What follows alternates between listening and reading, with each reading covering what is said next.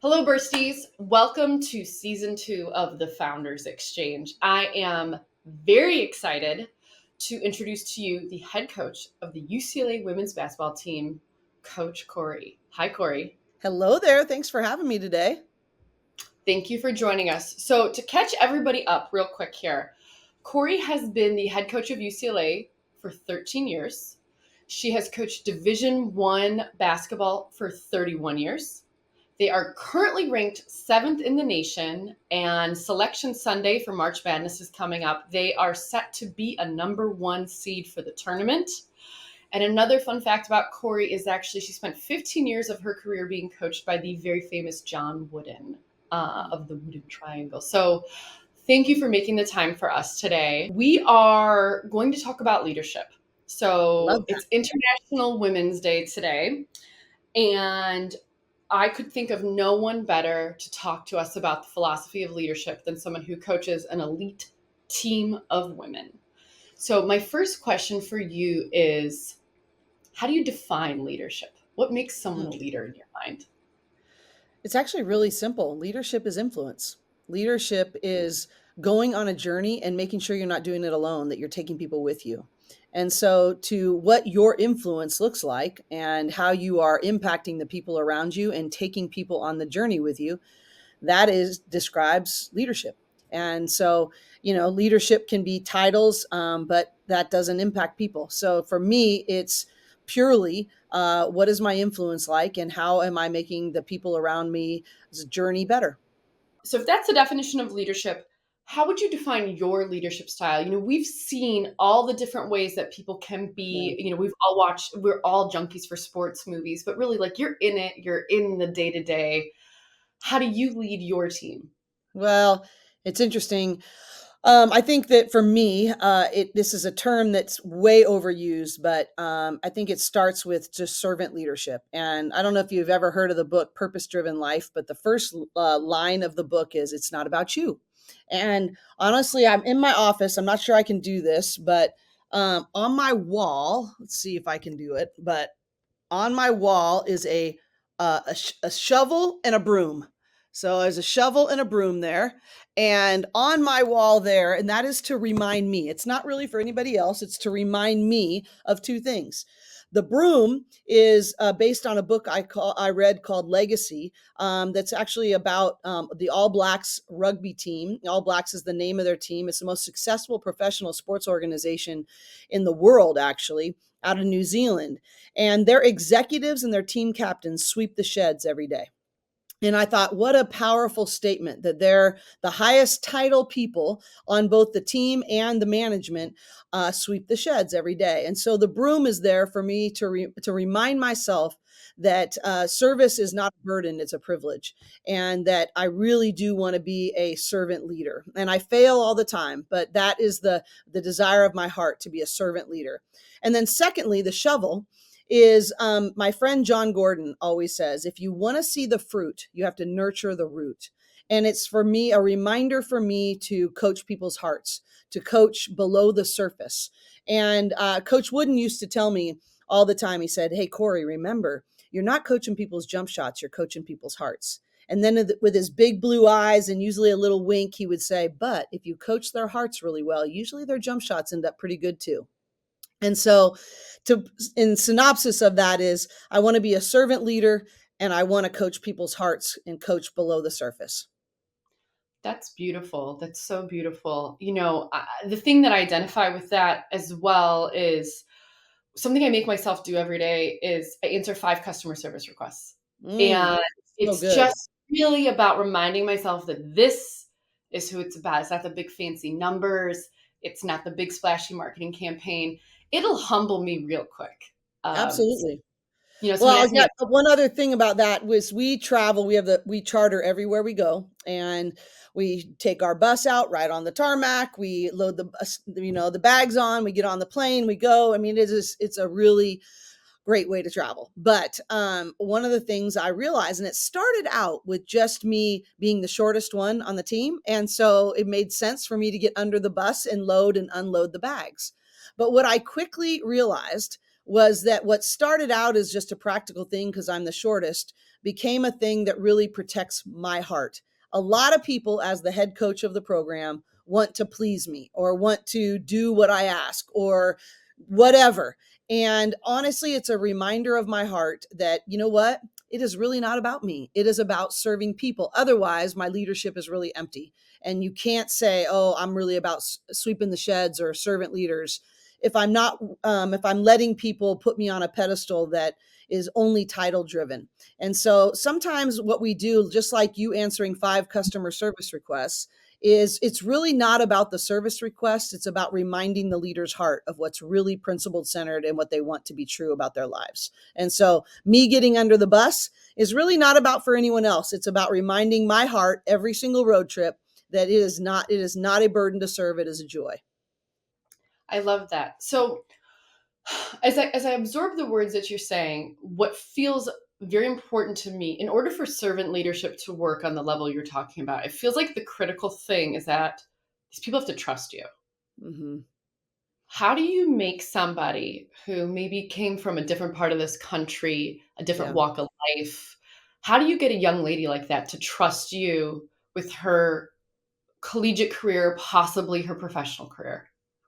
Well, I think trust is earned, it is not given, and it takes a long time to build and a second to lose. And so I think just doing the work, I think the number one thing is really trying to figure out what motivates the other person, what they really care about, what's meaningful to them, and take an interest in that.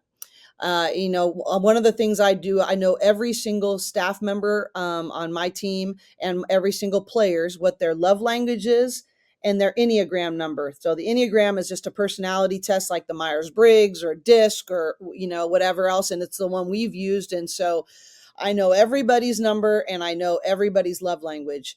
And so because if I don't, I tend to my default is that I'll give in a way that I would want to be served, but that's really not necessarily going to build trust, right? It's really getting out of myself and saying, hey, what would be meaningful to that player? What right now, if they're having a hard time or I want to build trust with them, how do I enter into their world? For me, it's as much building into the staff as it is to the players, so that we can multiply, right? It's not just what I can do, it's what all of us can do. And the more I pour into our staff, the deeper and bigger impact we have a chance to make. So, and I think also another way, I think listening, being a great listener, loving people in the way that's most meaningful to them. And I think being willing to say when you're wrong. I have found that asking someone for someone's forgiveness is one of the biggest trust builders there is. And it disarms, it connects. And I think those 3 things have been really important for me in trying to build trust with my teams is loving people where they are, being willing to ask for forgiveness, and listening more than I speak. I love that. And I wonder, even just building upon that, you know, the admitting that you're wrong, that is in my leadership journey been the hardest thing for someone to be wrong in front of me. I could see how hard that is. Mm-hmm. And I remind them, I make 100 decisions a day. There is no way that I got all of those right. And Mm-hmm. so my expectation is commensurate with yours. Mm-hmm. The other thing that we had to overcome in Burst is there's a long history, and I think this ties in with y'all, is that in oral care there's a long history of abuse towards women. And Oh, what I mean by interesting. yeah, so there have been a lot. Dentistry is one of the most profitable industries in this country. Wow. And so people come in and they want to get these dental hygienists, of which like almost 100% of them are women, Mm. to buy into something, to sell them a dream. And when we came in, we had this dream of building the ambassador community around Burst. How are we going to be different than them was really, really important. And I'll say a really foundational moment for us that the trust was built really strongly was we're getting ready to launch our app to sign people up as ambassadors. And we found out about a compliance with Medicare law that we needed to implement, which is getting people's signature. So we had to go back and tell everybody, hey, listen, we didn't get something right. We're going to have to hold this back for 30 days. And we walked them through. And At the end, someone said to me, no one has ever explained to me why they're changing the story. And for that, I'll trust you forever. And it Wow. was one of, and it's like, and it was a simple compliance legal thing that I just missed. Uh-huh. And they were so like, oh, makes perfect sense. We got to be compliant with medical law. Thank you. And I was so nervous. I was so Mhm. nervous. Like I wasn't perfect. And I think that set the foundation for Burst for a really long future of every time we faced hurdles, we talked about them really openly with our folks. So the entirety of my success as an entrepreneur is tied back to community. Mhm. We had this dream of building a community of women. There are now 40,000 of them. That's so And awesome. it's honestly defies my I'm I feel like I'm in a dream sometimes, and I don't know if you feel that way too. Yes. So, how do you think about building community amongst your players, right? So we similarly, right? You're assembling a team of players based on positions that they play, strategy for your plays, but like they could be from anywhere, from any country, Yeah. any walk of life. So when you think about what are the important tenets to you, what does being a teammate mean to you, and what does the member of the Bruin community mean to you, and how do you enforce that with your players?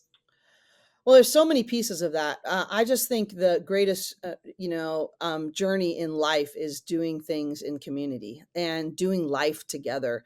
And I just think, yeah, it's chaotic sometimes. It's vulnerable sometimes.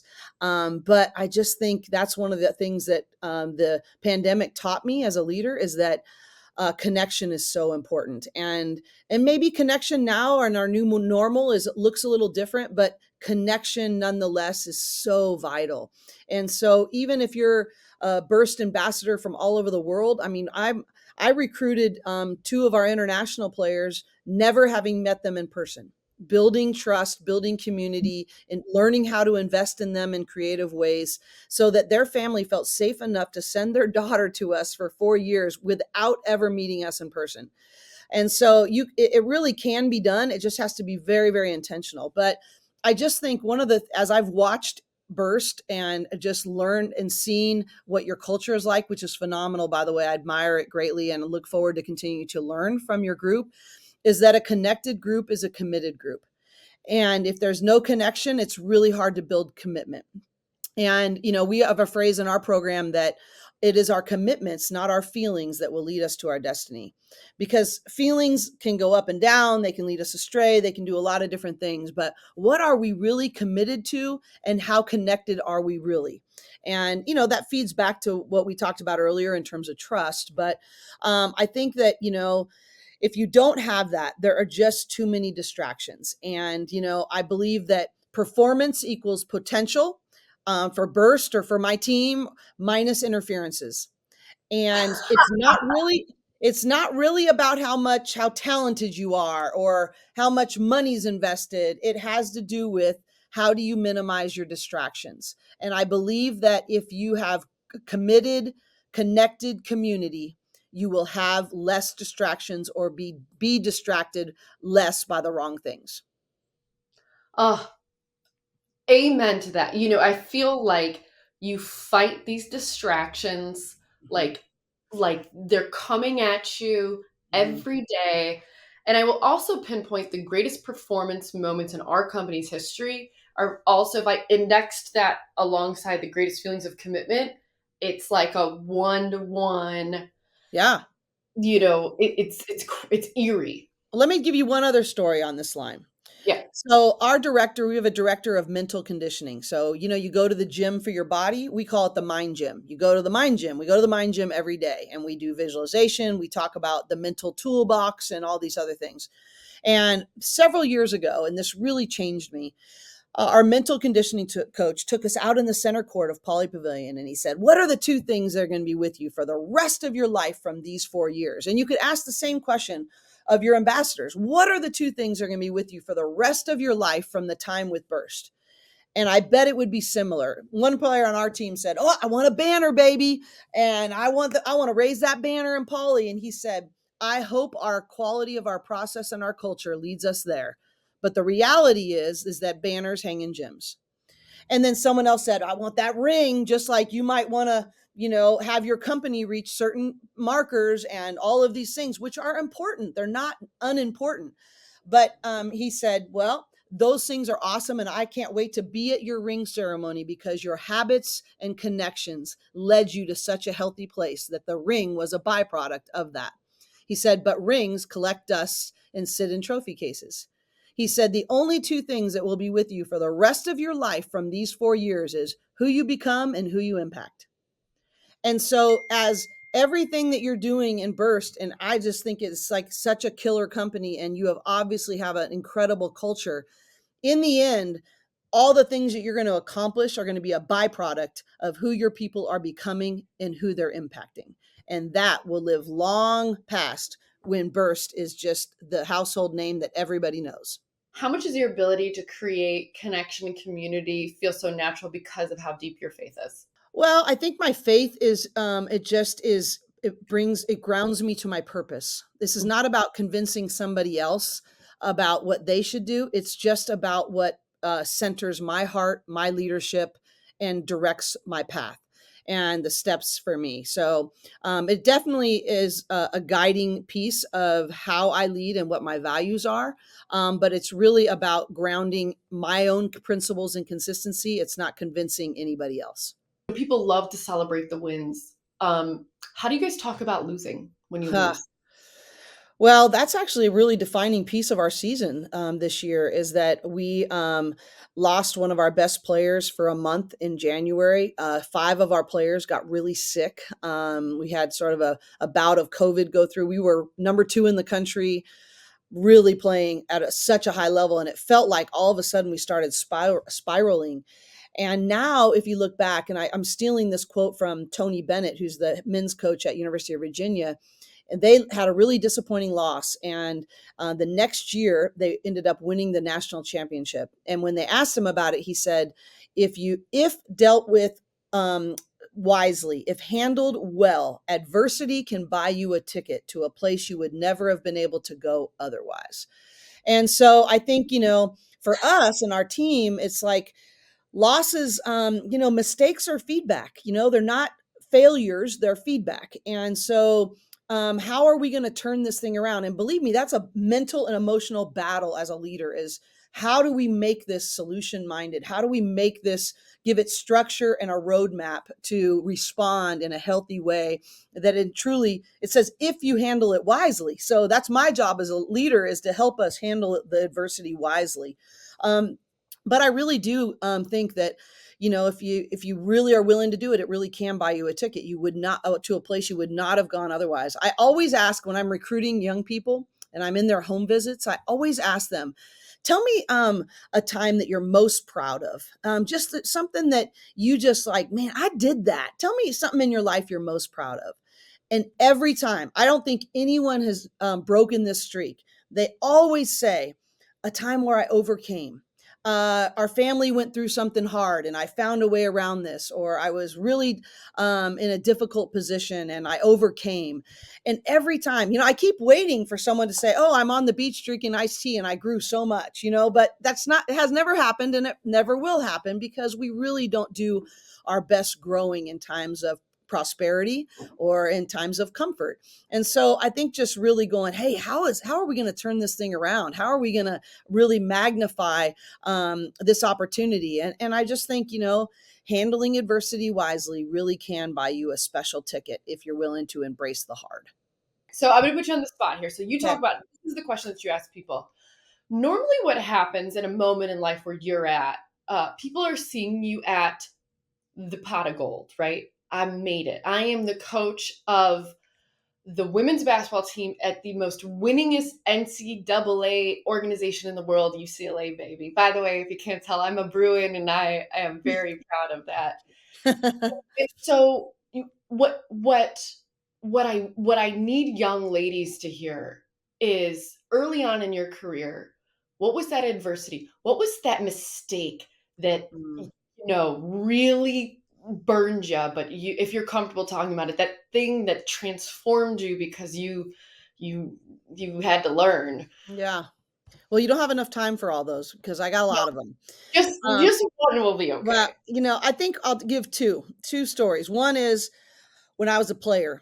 My freshman year of college, I played at UC Santa Barbara, and it was my dream to get a Division I basketball scholarship, and I ruptured my Achilles tendon, and I just it just happened at a tough time and whatever else.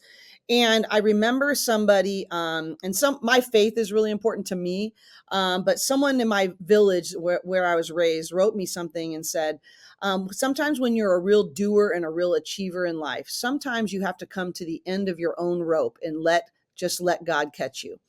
And I think even if you're not a person of faith, sometimes you got to relinquish control and you have to say, okay, I can't do everything on my own. I cannot do everything in my own individual strength. And so, and actually, I believe I'm more powerful when I act out of honesty in my weakness and not less strong. I'm more strong in the end.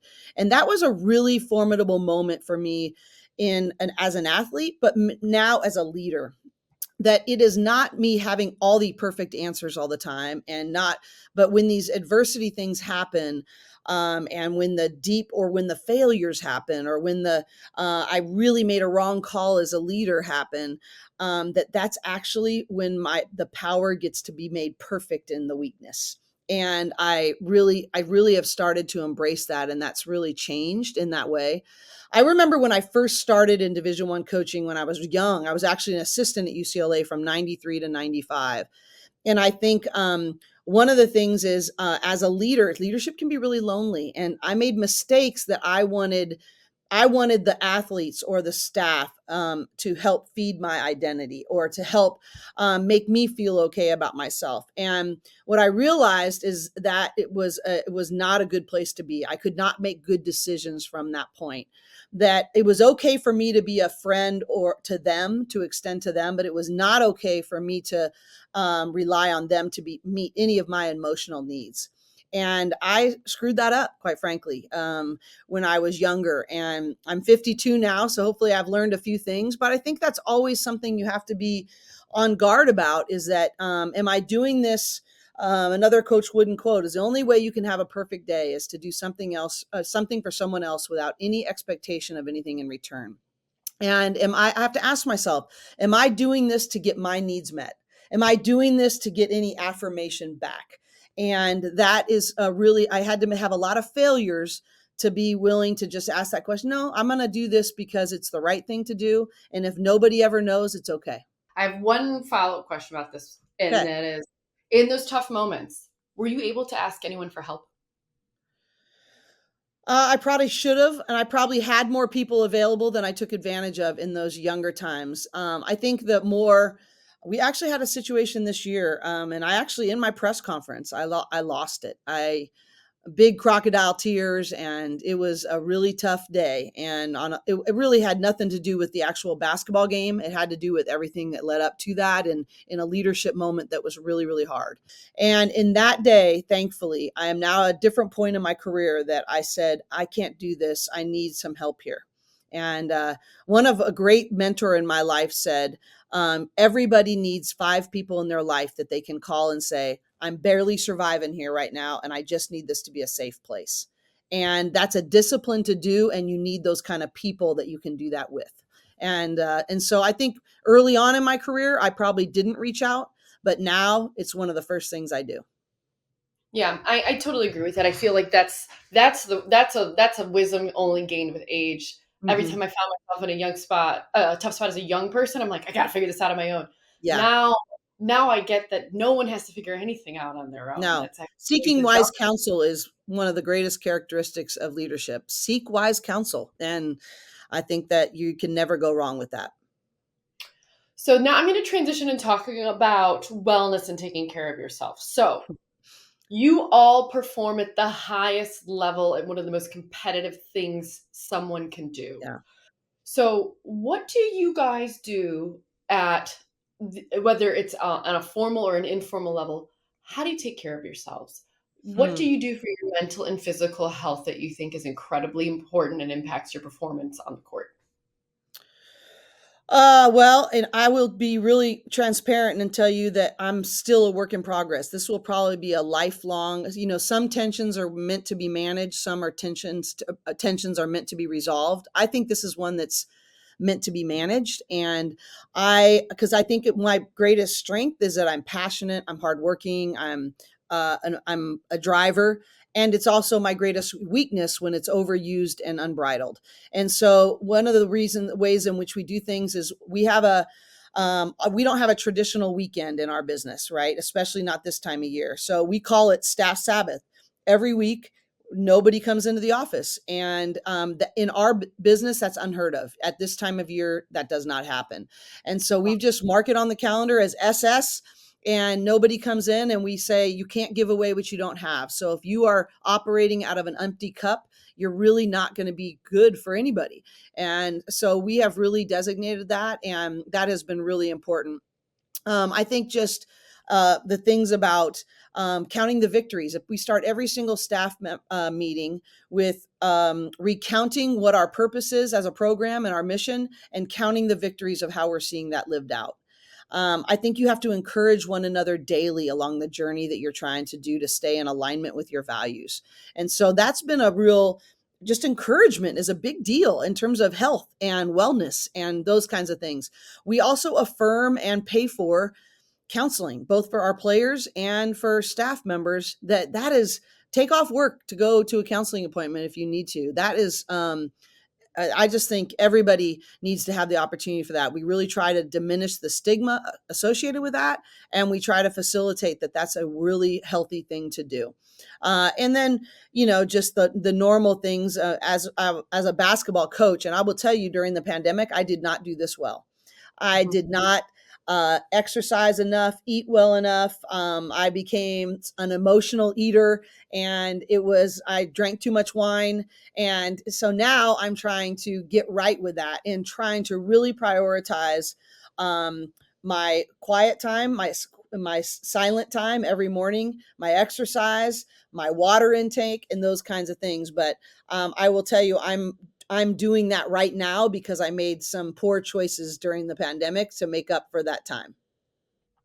Well, thanks for being so open about that. I feel like a Mhm. lot of people very similarly did what they had to do to get through, Mhm. and now they're figuring out a new way. Yeah. And that's just the deal, right? I think Mhm. we we lived through a very, very strange way to live. And I mean, I still see it today, and I'm sure you might see this with the players as well, right? I mean, think about the young ladies that play for you. They were probably in high school when all of this happened, right? Yeah. These sort of And formative. even the ones that were here, we were in a very strict bubble, very, very strict, very isolated. We played games with no fans. We tested every day. It was a very antiseptic, non-connecting environment. You got to come to practice, and then you had to go home to your bubble, and that's it. And nobody could interact beyond that. So I think the emotional toll that took was significant. Yeah, I mean, absolutely, and hats off to you for managing through that. Mhm. I'm sure you were probably the um, only person that they were interacting with that was an adult in Mhm. person in a Mhm. very long stretch of time. That's a lot of responsibility. What I want to talk you through is I sent you some things, and I think you have those things on your desk. And so, as part of this lifelong journey of managing for your wellness, we Mhm. have sent you the Burst Pro toothbrush in cobalt. This you should Okay. brush with every morning for 2 minutes. And Okay. then I gave you the curve in cobalt. And this you should take on the road with you. And then I Mhm. have the whitening pen because you want to be fly at your Yeah, press I conference. mean, we're on TV every single twice a week right now. I gotta get the whitening going for sure. So this is your 2 minutes of self-care in the morning, in the Mhm. evening. This time is just for you. And you'll notice these are in cobalt blue. I hadn't told you this before. We are relaunching this product. This was a limited edition product that we sold out of in 24 hours this Christmas. We are relaunching this for Selection Sunday for the girls. So Ho! That is we awesome. So we are going to tell every Burst customer that we are supporting UCLA women's basketball, that we are relaunching this product to support the players, Mm. and it goes live on Selection Sunday, and Okay, it'll probably can I sell tell out you really two well. things about this? One Yeah, tell me. is You said self-care, and that's your 2 minutes of self-care. Do you know that I have a family thing that of a history of Alzheimer's and dementia in my family, and they say one Well, of the great things you can do is brush your teeth with your left hand in different circular motions and stand on your off foot. And I have been doing that ever since I've been using Burst. And on top of that, I have not had a cavity in the 5 years since I started using Burst. So self care, mental health, preventing dementia, and no cavities. That's a pretty darn good combination. well, I don't know if you know this third fact. The correlation between periodontal disease and Alzheimer's has now been proved. I'll send you the clinical research on Wow. this. That the correlation of the plaque, which is what is on the buildup on your tooth, into your bloodstream, and the incidence rates of Alzheimer's is the most is a Wow. clear. It's like cigarettes and lung cancer. It is one of the Woo. greatest things you can do to reduce your likelihood of dementia and Alzheimer's in your older years. So you Wow. didn't know that, but you're doing the most for yourself in the morning then. I think that's awesome. And someone who travels all the time, to have the smaller version here that I take on the road, it's really a big deal because I only take carry-on bags and all of these things. So it's been really awesome. And but in the blue, in the UCLA blue, like now it's really going down. So I Yeah. love it. We are bringing back for the tournament. Obviously, you'll see me at the tournament as your super fan. I'll be the one with the very loud voice. I am from Chicago. The louder the better. Okay, so Corey, the community, speaking of connection, wants to know a little bit more about you personally. Oh boy. So Okay, we got here we some go. rapid fire questions for you. Let's do it. First one's really easy. What's your favorite food? Sushi, Least favorite food? eggplant, Ooh. What is your favorite sport to watch that's not basketball? uh, soccer. Who is your favorite athlete of all time? I'm going to go with Rayford Johnson. I don't I know who just that is. Oh, Rayford Johnson lit the torch in the '84 Olympics. He was a world record holder in the decathlon, also played basketball at UCLA. But he brought the Special Olympics to the Western United States. He's been an absolute difference maker in racial reconciliation. He was a president of the student body at UCLA. I'm gonna go. He's of the Arthur Ashe, Jackie Robinson status level, and he's amazing. So I'm gonna go with him as my favorite athlete and my favorite coach as John Wooden.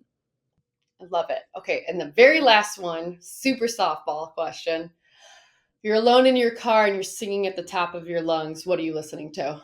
Oh, goes back a little bit to my faith too. I'm a huge Maverick City gospel music person. Okay. And so right now, that's what's playing over and over again. I am becoming a little bit of a Swiftie, I have to admit. I didn't think I was going to, and so I've come, but I'm definitely a huge gospel music fan, and that's usually what's playing in my car. And I can sing a little bit, but I sure can't dance. So that's it. And I have been asked by my players to do TikToks, but it never comes out favorably for me. I get it. Okay. Well, thank you so much. This has been a total blast. Corey, it is so clear to me that you are a leader among leaders. Thank you. What you do at UCLA is extraordinary. Just talking to you, I feel Mm, energized. I want to thank you so much for making the time to talk to us on today, International Women's Day. And is there anything that you want us to know about the team and the tournament before I let you go? sure. The team is exciting. They are fun. They are other centered. They celebrate each other's shine. And we want you to either tune in on TV and watch our journey or come to Poly Pavilion in the first and second rounds of the NCAA tournament and celebrate these great women. And it's not just about how we do in the tournament. It is about what this does for developing young leaders, and that you're going to be hearing about them in other sectors of life for the rest of their life. This is not about what they do when the ball bounces. It's about what it's doing for them for when the ball goes flat. And so it would mean the world to me if people that are watching and listening to this would tune in and watch our journey and know that they're supporting something bigger than basketball.